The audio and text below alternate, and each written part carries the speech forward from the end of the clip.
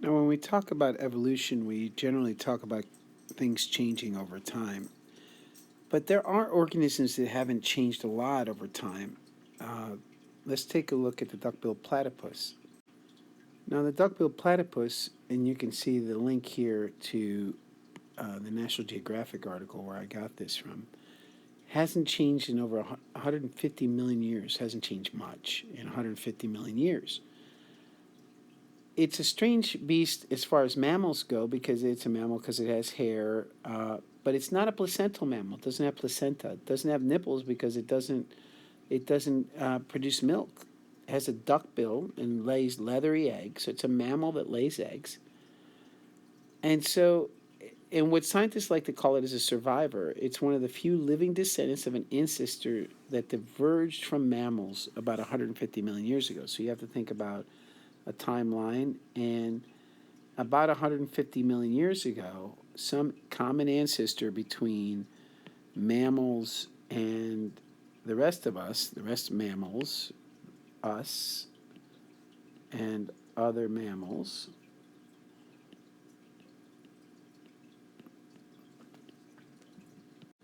So us and other mammals are here, and we have a bunch of common characteristics, right? We all have hair, right? We all have live birth. Interesting. This includes a mammal like a dolphin and like a whale, right? Even though they're whales, and if you look at a whale or a dolphin, you might think they're much different from us than this thing. We would look at this and we'd say, gee, it looks like a beaver or it looks like another mammal, but you would look at a whale and some people would call it a fish. You'd look at a dolphin, some people would call it a fish. But as you know, as I hope you know, they're mammals, and actually they're much more closely related to us than this duck-billed platypus is. And we have things like we have placenta.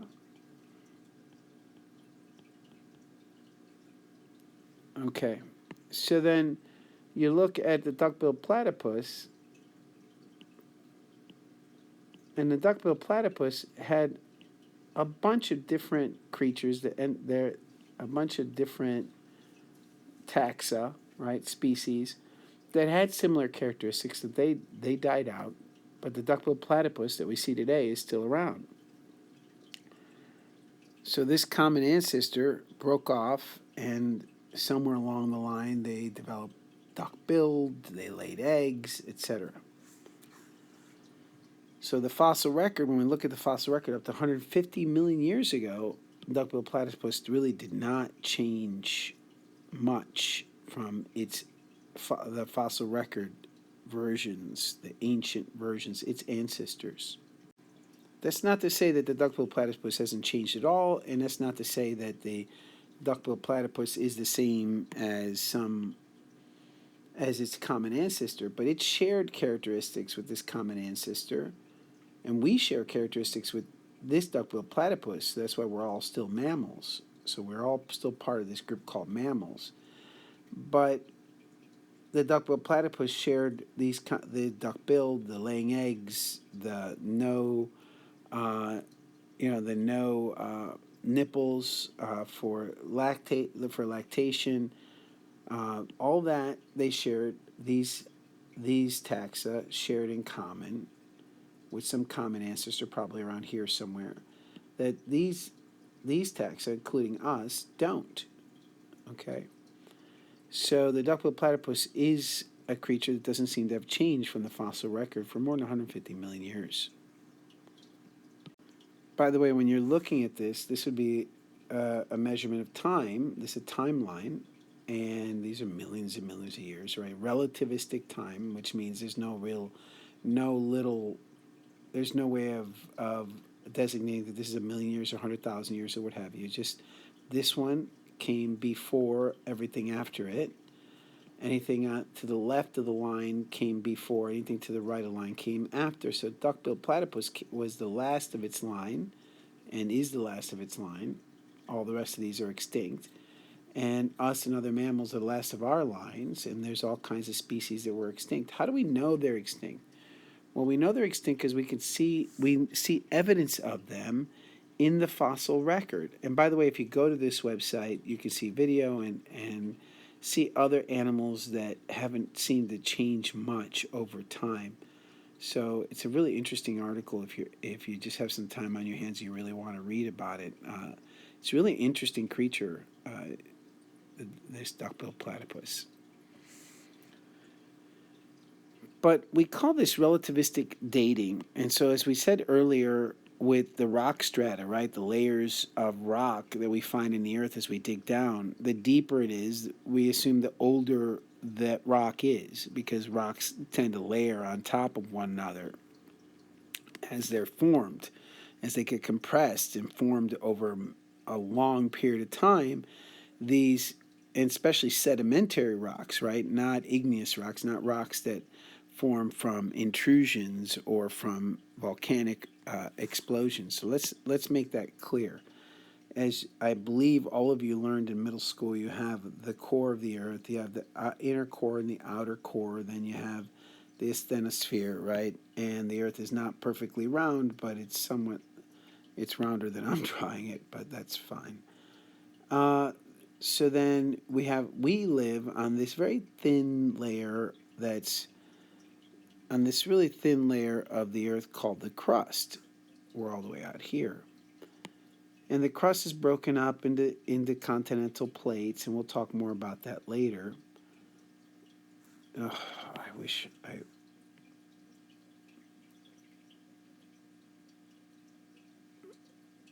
All right, so we have an inner core, right? Outer core, all kinds of layers, and all these have varying consistencies. They're like a semi-liquid. Some of this is solid. There are all kinds of different characteristics to these inner layers. What we're used to seeing on our plane of existence is up here, as we look at our continents, our mountains. This is kind of like the a side version of the United States, that we might see California, the Rockies, and all that is right there. And our city would be a little dot on somewhere along there, and then we would be a dot in that dot. So that's kind of the surface of there, and this is broken up into sections, right? So we have these continental plates, right? We call them plates because they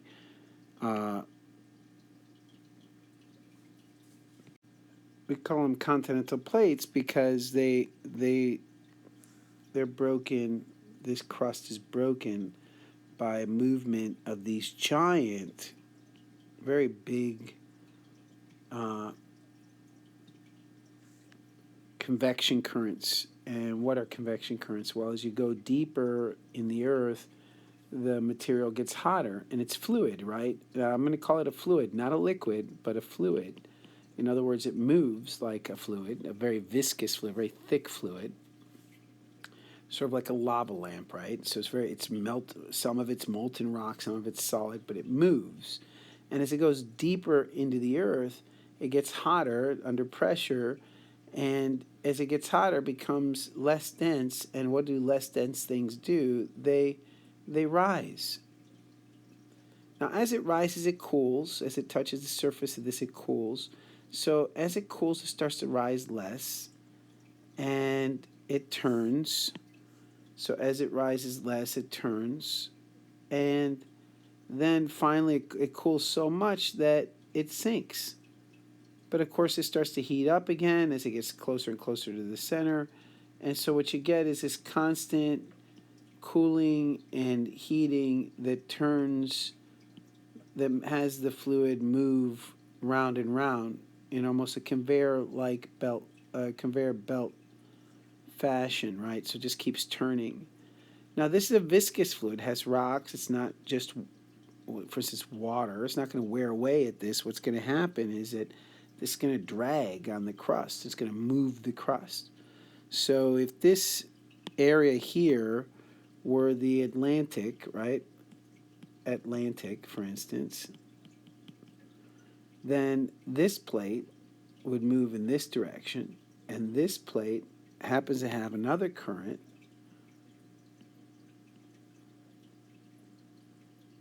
and we'll talk about the evidence for this later, but there's plenty of evidence supporting this is the case. The whole story is actually a very interesting one. Albert Wegener spent his life trying to prove this one. Also part of that fluid, and we call this convection current, right? Convection currents. These exist, convection currents exist in the ocean, they exist in lakes. You can even make them happen in the classroom. We generally would be doing a lab to show you a convection current in a beaker. They're actually pretty interesting phenomenon. But as this one rises and pulls the plate this way, the other one rises and pulls the plate in the opposite direction. So you have two opposing currents creating a boundary, right, in the crust that's broken. So as they pull them apart, what's going to happen? Well, what's going to happen is that this area here is going to break, right, as you pull the two apart. And so this area becomes an opening where magma from the deeper parts of the earth can come out. And this is ocean, right? This is the Atlantic Ocean. So as that magma comes out and hits the ocean water, cools and becomes rock and creates new land. So new land is formed on either side of this break. This break goes right down the Atlantic Ocean. The mid-Atlantic rift is what it's called, a ridge. Creates two ridges, right? Two mountains, two layers of mountains on each side. Then there's older rock as you move over here closer and closer to the United States on this side and Europe and Africa on this side. Now, when this piece of crust is called oceanic crust, oceanic crust. Now, why is that important? Because what's important about oceanic crust is that it's very dense. It's compressed. It's sitting at the bottom of the ocean. Now, the ocean's very heavy. It's very deep.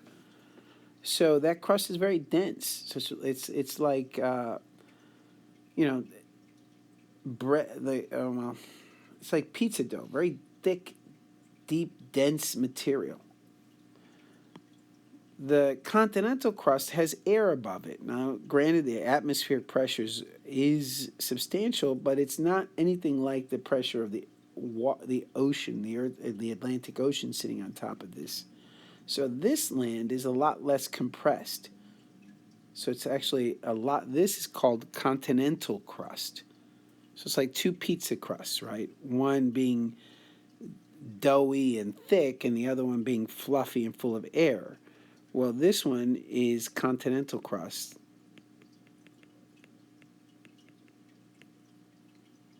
And that's a lot less dense. So it's that airy, less dense pizza crust, where this crust on this side is very dense. This one is not so dense. This is where we live on the continental crust. Well, as this crust bangs into this one of the two is going to go down, the other one's going to stay on top. Well, this one floats better, so this one's going to sink. And so what you get is what's called the subduction zone.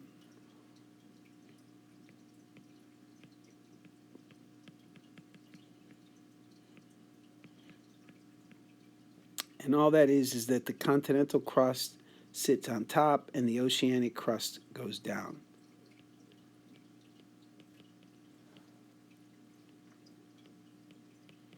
Now, as it sinks, that crust is going to come down and it's going to get melted as it hits that really super hot compressed fluid.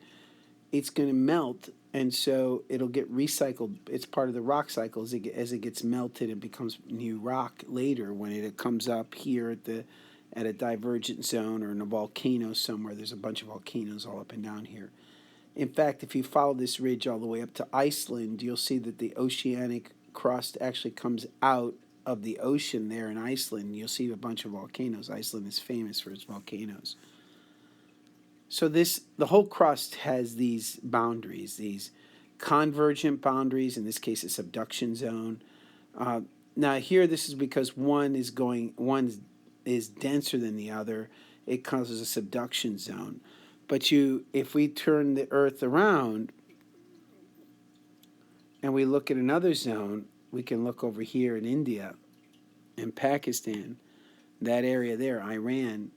We can have two convection currents that are turning towards each other. So these are pushing. It's again another convergent zone, just like the one we saw at the Atlantic Ocean. What do I mean by that? Let me go back and show you again. So this is a divergent zone in the middle, right? This is divergent, right? Divergent.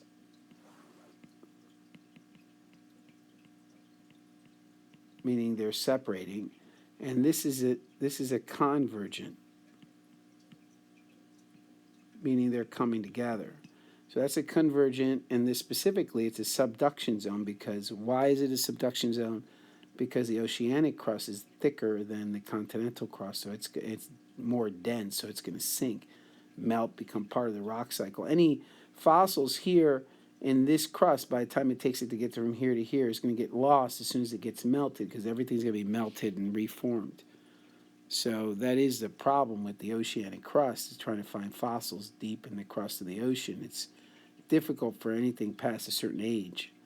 The continental crust, however, is as old as the Earth in some places, or close to as old as the Earth in some places. So this is a convergence zone again. Convergent, meaning again that they come together. But these two plates, and there's a plate, so there's a break here, right? These two plates in India, for instance, are both continental crust. They're both continental crust. So, but here we have continental crust with continental crust. Now they're both that fluffy pizza dough kind of crust, pizza crust. So they're equally dense. They're going to hit each other. So one's not going to sink underneath the other. What do you think's going to happen? Well, they're both going to push up. Like, take two pieces of paper in front of you and lay them flat on the table and push them together. And what you'll see, they're both equally dense. When you push them together, they're going to go up. And they're going to form what? Mountains. And that's what you see. That's what you see in the Andes. That's what you see in the Andes are in the Americas, and that's what you see in the Himalayas. These are the Himalayan mountains in India, and they're being made by two continents. There right now, those two continents are bashing into each other, pushing the mountains up. So we have a convergence zone that's literally pushing the boundaries up of the planet, and so that's a convergence zone that's happening in India. If we go to the other side of the Americas, here near California, here are the plates. There's a plate called the Pacific Plate that's out here.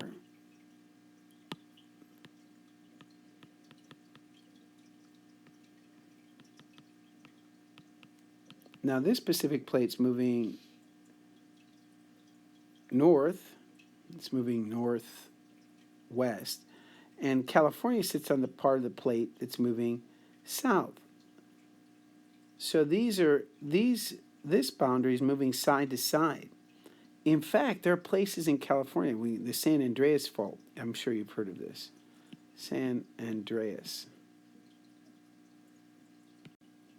So this Pacific Plate and the North American Plate, that's what California sits on, the North American Plate.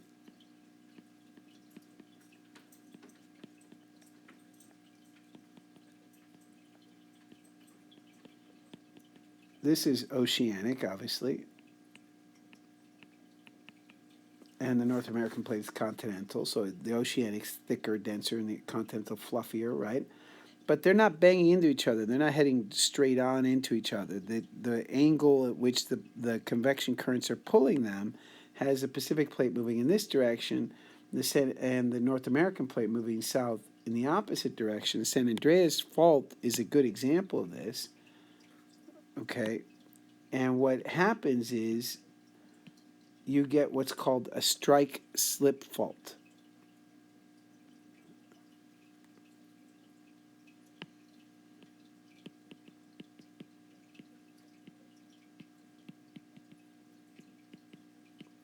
Fault means the break, right, in the crust, and strike-slip just means a strike. They hit, they build up pressure, and then they slip. That slipping is, we all call it earthquakes. So the earthquakes that are happening in California are happening because the two plates are striking each other, and they hold, they push, they push, they push until one slips. It's like two people arm wrestling. They keep pushing, pushing, pushing until one collapses and they falls, and you have a big movement. That big movement is called an earthquake, and often earthquakes happen because of these strike-slip faults, specifically around the San Andreas Fault. But that's just one of many faults along these two giant plates that are moving next to each other in opposite directions. They're not moving towards each other the way a convergent fault would be. They're not moving away from each other the way a divergent fault would be. They're rubbing up against each other in a strike-slip fashion. They strike, hold, pressure, and then they slip. And that slipping is an earthquake. There's earth moving as the plates slip. Well, it turns out that they move about 3 inches a year, and you can actually measure it. Like, we have places where we have a flag on one side of the San Andreas Fault, and a flag, and there's a fault in the middle. And it goes on. This is on land, mind you, and they have a flag on the other side.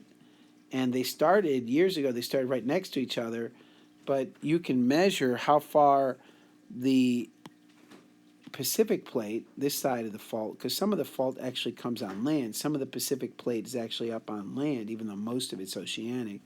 Some of it's on land in California, and some of this land is moving in one direction, and the other land is moving the opposite direction because they're literally moving side to side and like against each other. So it's really interesting the way all this movement of land is happening because of these deeper the forces that are happening. They are unseen, and in fact it often boggles my mind at how vast our planet is and how big it is as far as scale. Because I think about how small I am as I live on the city that's in this middle of this dot that's on this thing that we call the United States, that's sitting on the world, and how small it all is compared to the whole Earth, and how small the Earth is compared to something like the sun. The scale is mind-boggling. But in any case, when we dig into the crust, right, what we see here is not new rock, not rock that's been melted by the movements of these tectonic plates, but what we see is the fossils that were trapped, right, in the ways that we talked about earlier in this workbook, that these fossils are trapped in layers on the Earth as weathering events drop silica, or what we call sand, right on top of things, as things get buried in just the right way to fossilize them, to have them preserved for the ages. And what we find is that in the oldest sediments, the deepest, and we assume that the deeper it is, the older it is, we find only the very most primitive things. And as we discussed this before, and as we look at the stuff near the surface of the Earth, that we would live up here, right? This is the stuff we see every day. We see fossils that are near the surface are very similar to the things that are alive today, where things that are deeper down are very different. And when we take a look at something like the duck-billed platypus, it hasn't changed much in the fossil records. We find duck-billed platypus deeper down, and we find duck-billed platypus up here. When it comes to mammals, we wouldn't go this far deep. We would find them here, but we'd have to zoom in on the different layers that we would find in this region here to find the duck-billed platypus ancestors, these guys down here. we'd find their fossils here, and then we also find a duckbill platypus up here. When we look at something like the descendants, the ancestors of the elephant, today's elephants up here, we would find it walking around up here. We could look back at the woolly mammoth. We found an actually wholly preserved one frozen in the ice and in the Arctic during the Pleistocene era. We can go back and find a stegodon, right, in the Pleistocene in Asia and Africa. Very similar, right? And you can see that as you go back, they start to lose. They still share characteristics. They look very similar, but they're not exactly like an elephant. So woolly mammoth looks very similar to an elephant, but has longer tusks. They curl up. You can see the Miocene Gomphothorium has the tusks are very small. The nose is still extended. Here, the Deinotherium has tusks that come down. Still, you got that extended tusk, bigger ears, but not quite as big as the woolly mammoths, right? And here, the Ambledon has tiny little tusks, still has the extended nose and maybe a little lower jaw, but the tusks are actually attached up here. And finally, the Platybeldon is almost pig-like in the way it looks, and it has an extended nostril. But notice that the tusk gets smaller and smaller as you go back. So it actually got longer as time went on. So the changes, the mutations that had to accrue in order to get this tusk to get longer took that long to get the elephant that we see today. So we could take modern organisms that we'd find up here on the surface today, and we could look in the fossil record and find organisms that share their characteristics, and we can connect them through the ages by using just physical structures, just things that we see in the fossils that are very similar to the things we see today as they walk around the earth. And you saw the examples of bird bones and etc. And we looked at the example of comparing a reptile and a bird to the fossil that is a transition fossil, right? So those are examples of where we could take a look at structures and compare them to structures that we know exist today and think about function, right? So we think about how does a bird fly? How does it has to fuse its wrists so that it doesn't have to work at keeping its wrist stiff when it's flying through the air. So, but a reptile doesn't need that. A reptile needs to have a wrist to be able to move along the ground. So the function and structure are related to one another. In order for a tusk to work, it has to have a certain characteristics, and as those successful characteristics evolved, as the mutations happened and they survived and they allowed their genes to move on to the next generation, you see the remnants of them. Their fossils are here in the geologic or fossil record. So at this point, you should be able to name the plant or taxon, and by the way, we call them taxon or taxa. And those are just groups of living things.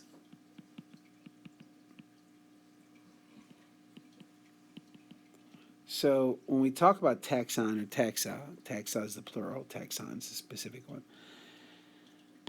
We talk about things like species, genus, right? We might talk about families. Anything, really, any grouping of animals that we decide to create, we would call it taxa. Now, we're used to hearing Homo sapien. We're used to hearing Canis for dogs. You've heard of the grouping Canis. You might hear feline. The grouping Rattus, the black rat. But you have things like, also don't forget mammals,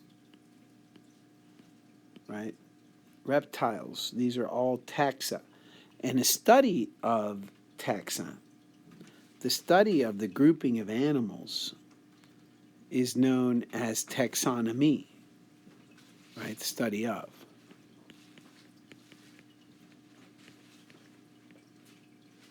Astronomy is the study of the stars. Biology is the study of life. Taxonomy is a study of organization, right? Of the taxa that are created.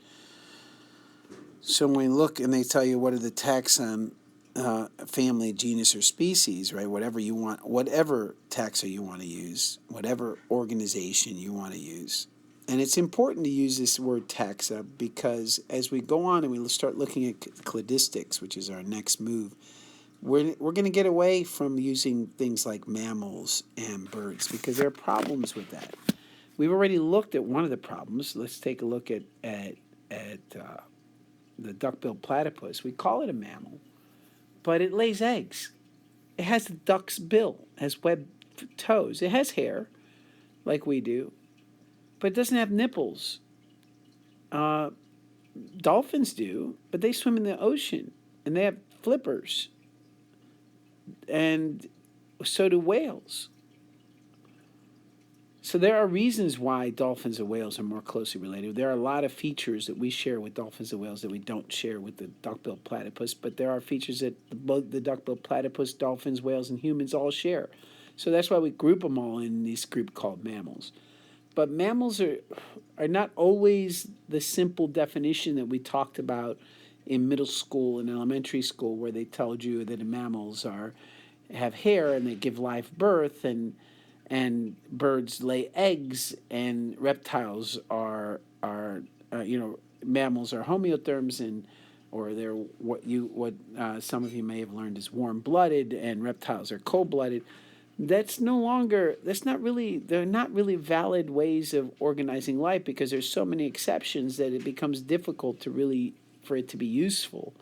So the use of taxa and grouping them are based on what we're looking at, grouping them based on the majority of the characteristics is much more useful. So it's important you start to learn that word taxa. But think some examples of taxa are species, genus, families, and things like mammals and etc.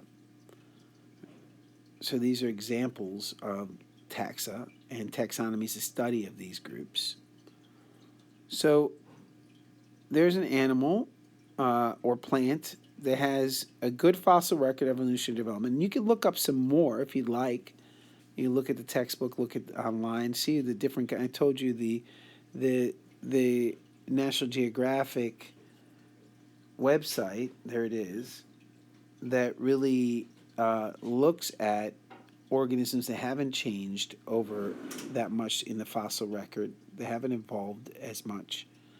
Remember, evolution is just a change in the frequency of genes in a population. We're not really I hate when we see sci-fi movies and they talk about evolving to some ideal.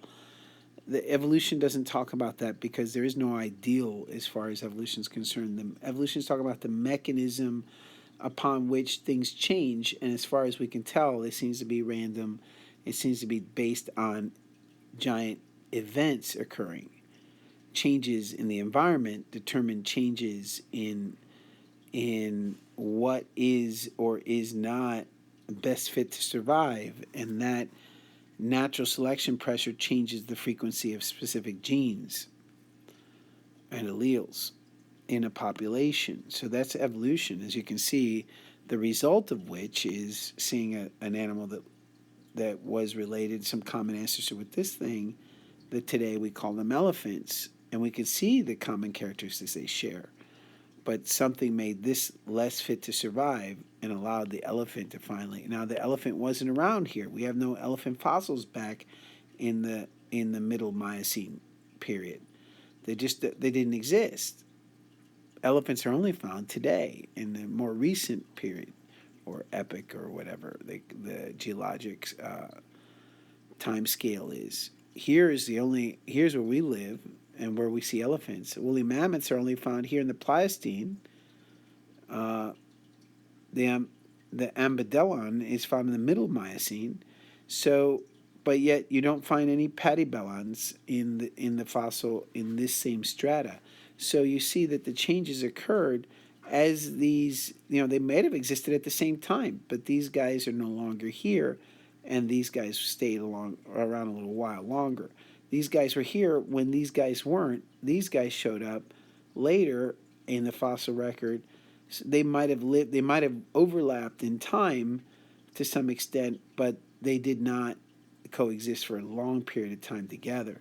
And as you move through the ages, species, common ancestors are selected. Individual populations are selected to survive, and some are not. Now, evolution talks about random selection pressures, things like changes in the environment, changes and what have you. Some of you guys have shared with me that you're religious, that you have apprehension about this concept of evolution. I'm not going to get into your religions and what your belief systems are. That's not my job. But I just want to say that they're not mutually exclusive. Natural selection or evolution talks about how something got done.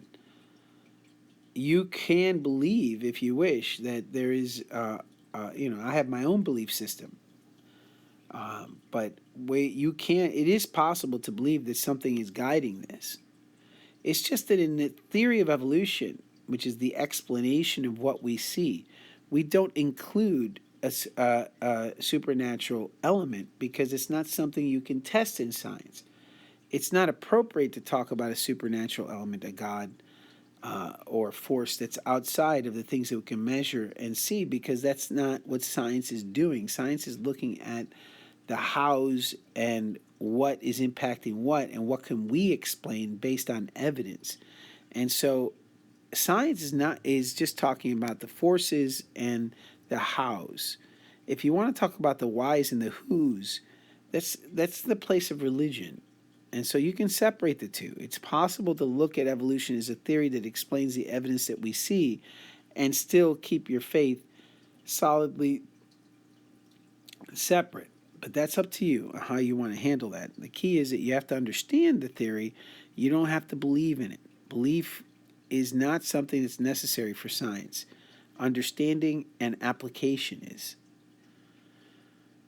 Science doesn't have to be believed in. Science is about function. It's about, this is the pattern we see, this is what the theory predicts, and we'll move on, and there's some predictability to the theory, and that's what makes these theories useful. So appeared to have changed a little over time, and by the way, we'll see that when we look at COVID-19, when we look at viruses evolving and how that works. So anyways, good fossil record. Which of these organisms have a good fossil record of evolutionary development? You should be able to say that. And which taxa would you have said it's changed little over 100 million years? So you should be able to answer that now as well. And why is the fossil record important in the change of over time? I think by now you should be able to answer that, but let me be very clear. The fossil record is an invaluable. I mean, it's impossible to put a value on how important it is to be able to see what lived millions of years ago, how things have changed over time, how the world has changed over time. We have that record right here under our feet. So the idea that we can look into the past and see what lived and what didn't live is extraordinary. So discuss the importance of the fossil record of evolutionary change over time. Why is that important? Not only does it tell us what existed in the past, not only does it tell us how things are related today to each other. For instance, today we know that whales and the various mammals are connected to each other, not, in part because of the fossil record. It gives us support for what we think are the relationships between living organisms today. We can see in the fossil record how they were related to each other, how things have changed over time. But also gives us a sense of connection between our past and our present. it gives us, to me, it brings me solace to think that things have changed over time. We didn't just appear out of nowhere, that things have changed over time, and that the mechanism for how things work seems to be there seems to be a reasonable explanation for what's occurred. But discuss the importance of fossil record of evolutionary change over time. It gives us a connection to the past. It gives us an understanding how things are connected to each other presently. And when we look at how we might be able to use that, we can use that for choosing model organisms to study. We can use that to look at how, when we look at how one thing might be infected, how one thing might cause a disease and something else might not. We might look at how, what to harvest, where should we be cautious about what we eat and how we eat it. There are a lot of ways in which evolution can inform us. The theory of evolution informs us, and it gives us an understanding of life that we wouldn't have without this theory helping us explain what we're seeing. It connects all of life into a web, into a family. And so some of us might be distant cousins like we are to octopi. But to know that squid and that octopus, as alien as they look, are actually really, really, really far removed relatives of us, that we all evolved from the same planet. It kind of gives me a sense of, it gives us a sense of how the world is connected. And if you take it a step further, if you understand that connection between living things, then I think it helps you have a better respect for life, a better respect for our planet, and how we might think about that building that mall or building that road. Sure, it might make us money, it might soothe some human need, but perhaps we should think about those creatures that live in that habitat, and how that change in that habitat, destruction of that habitat, might impact the overall outcome, that distant cousin, that how it might change the biodiversity and the quality of the world that we live in, how it might be decreased by the destruction of that habitat and the destruction of those populations that live there. So, this idea, the idea that comes from the fossil record, is an idea of connection to our past, and connection among ourselves here on the planet's surface today. And with this COVID-19 stuff, it kind of brings the thought that how fragile life is, and how one thing can come through and make really big changes to a population. All right. Well, I hope this gives you some food for thought, and we'll move on tomorrow with some more.